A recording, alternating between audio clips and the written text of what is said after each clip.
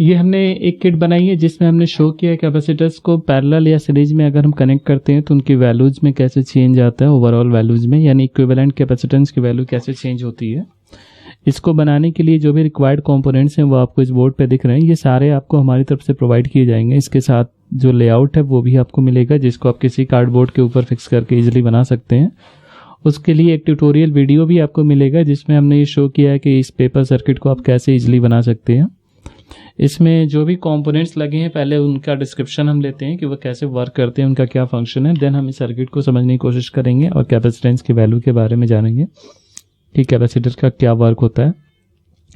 ये एक 9 वोल्ट की बैटरी है जो पावर सप्लाई के लिए लगी है, यानी कोई भी डीसी कोई भी इलेक्ट्रॉनिक्स कंपोनेंट सर्किट जो होता है वो डीसी पावर सप्लाई पे रन करता है। इसके लिए हमने 9 वोल्ट की डीसी बैटरी लगाई है। ये स्विच हैं, सारे स्विचेस केवल कनेक्शन और डिसकनेक्शन के लिए यूज़ किए जाते हैं, यानी स्विच को ऑन करेंगे तो ये दोनों पॉइंट्स आपस में कनेक्ट हो जाएंगे, अदरवाइज डिसकनेक्टेड रहेंगे। उसी तरह ये दोनों स्विचेस भी हैं और यहाँ पे ये मोमेंटरी स्विच है, यानी जब तक आप पुश किए रहेंगे तभी तक कनेक्टेड रहेगा, रिलीज करते ही ऑफ हो जाएगा। और ये सारे परमानेंट स्विच हैं जिसको ऑन या ऑफ कर सकते हैं। ये कैपेसिटर्स हैं, कैपेसिटर्स के सिंबल भी आप देख सकते हैं बैकग्राउंड पे बना हुआ है। एक्चुअली कैपेसिटर्स का काम करंट को चार्ज को स्टोर करना होता है, यानी वो एक पार्टिकुलर वैल्यू के चार्ज को स्टोर करके अपने अंदर स्टोर करके रखते हैं और जब आप चाहें तो उसको यूज भी कर सकते हैं फॉर द टाइम इंस्टेंट के लिए।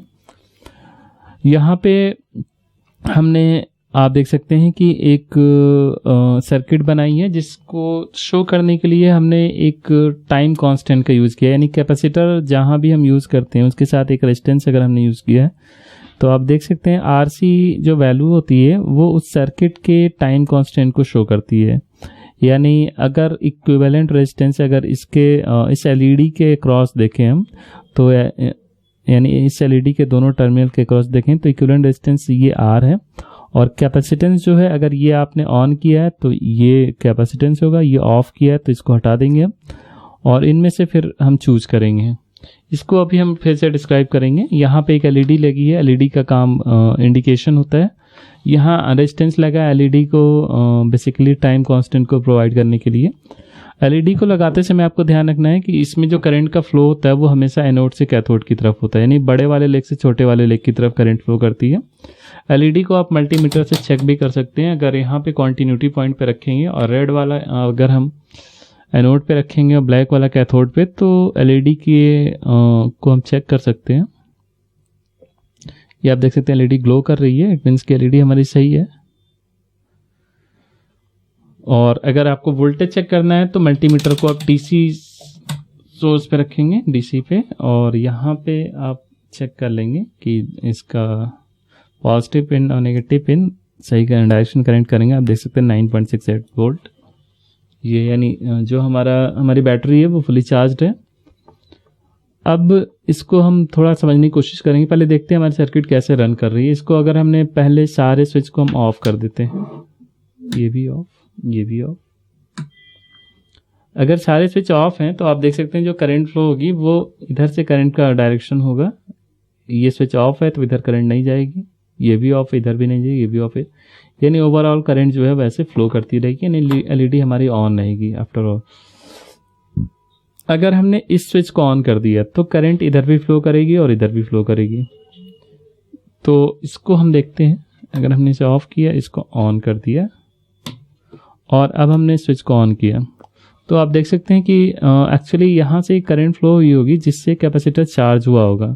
चार्ज होने के बाद फिर करंट का डायरेक्शन इधर हुआ होगा। ये काफ़ी कम टाइम के लिए होता है तो हमें पता नहीं चलता है। तो अब हम देखना चाहते हैं कि ये कैपेसिटर कितना चार्ज स्टोर करके रखा है, यानी इस पावर सप्लाई को हम ऑफ कर देंगे तो करंट इधर से फ्लो करेगी। जो चार्ज स्टोर है वो रिस्टोर होगा, यानी करंट जो चार्ज है वो फिर से जीरो होने के लिए ये इधर से करंट को फ्लो कराएगा। तो इसको हम अगर ऑफ करेंगे तो आप देख सकते हैं एलईडी थोड़ी देर तक ब्लिंक करती रही और उसके बाद जब कैपेसिटर पूरी तरह डिस्चार्ज हो गया तो एलईडी ऑलमोस्ट ऑफ हो गई। यहाँ से आप फुली डिस्चार्ज कर सकते हैं। अगर आपको लग रहा है कैपेसिटर डिस्चार्ज नहीं हो पा रहा है तो स्विच को प्रेस करेंगे तो इंस्टेंटली वो डिस्चार्ज हो जाएगा, एक लूप बन जाएगा। इसके बाद हम क्या करेंगे कि ये स्विच तो हमारा ऑफ है, इसको हमने ऑन कर दिया और इसको भी ऑन कर दिया। तो बेसिकली अब क्या हुआ कि जो करंट है वो ऐसे फ्लो करेगी यू, क्योंकि ये दोनों पॉइंट्स आपस में शॉर्ट सर्किट हो गए तो ये कैपेसिटर रिमूव हो गया, यानी अब ये दोनों पैरेलल में हो गए क्योंकि इन दोनों के नेगेटिव टर्मिनल आपस में कनेक्ट हो गए, पॉजिटिव भी आपस में कनेक्ट हो गए, ये भी ऑन है ये भी ऑन है, वन मीन्स ऑन। तो आप देख सकते हैं कि जो ओवरऑल जो चार्ज स्टोर होगा वो ज़्यादा होगा और जो डिस्चार्जिंग टाइम होगा वो ज़्यादा होगा।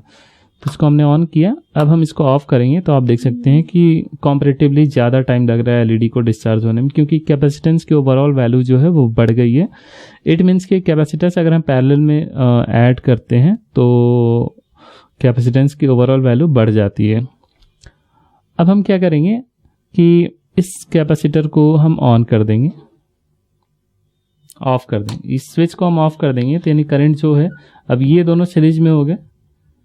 तो अब हम देखेंगे, इसको भी हमने ऑफ कर दिया, तो अब ये दोनों कैपेसिटर सीरीज में हो गए। अब हम ऑन करेंगे, अब ऑफ करेंगे तो आप देखेंगे बहुत जल्दी डिस्चार्ज हो गया, क्योंकि यहाँ पे दोनों कैपेसिटेंस सीरीज में आने से इनकी वैल्यू आधी हो गई है। तो आधी होने से क्या हुआ, टाइम कांस्टेंट बहुत कम हो गया। टाइम कांस्टेंट एक्चुअली T=RC होता है, तो C की वैल्यू आधी हो गई तो क्या एलईडी इंस्टेंटली डिस्चार्ज हो गई। इस तरह से हम देख सकते हैं कि जो कैपेसिटर्स होते हैं उनकी ओवरऑल वैल्यू जो है सीरीज में कम होती है और पैरेलल में बढ़ जाती है।